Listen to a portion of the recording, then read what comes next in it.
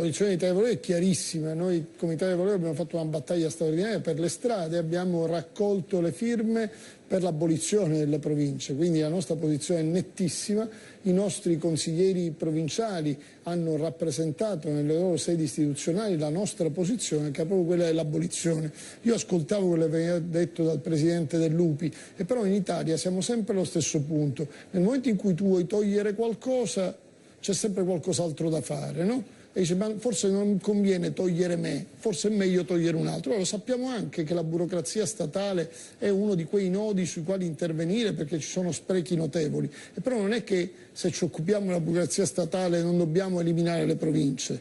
E lo stesso discorso vale per tante altre cose che vengono affrontate. La verità è che in Italia ancora una volta è dimostrato che se tu vuoi aggiungere qualcosa, una nuova commissione, una commissione di saggi, accade sempre. Se tu vuoi togliere qualcosa, guarda caso, quella cosa non si può mai togliere. Sarà un risparmio di 500 milioni di euro, di 1 miliardo di euro, non lo so, probabilmente anche di più se facciamo i conti bene, perché poi i conti che provengono dalle province, bisogna vedere se in realtà... no, siamo veri, per carità, non credo che falsino i preventivi di risparmio, però evidentemente bisogna vedere complessivamente che significa il risparmio. C'è un fatto certo, che l'ente provincia viene ormai percepito dai cittadini, e questo è un tema, come un ente poco utile, come un ente che non ha particolari competenze e le cui competenze possono essere tranquillamente, cosa che noi avevamo proposto tra l'altro come Italia dei Valori, le distribuite tra regioni e comuni. E quindi in questo senso certamente non solo c'è un risparmio, voglio aggiungere, non solo c'è un risparmio in termini economici,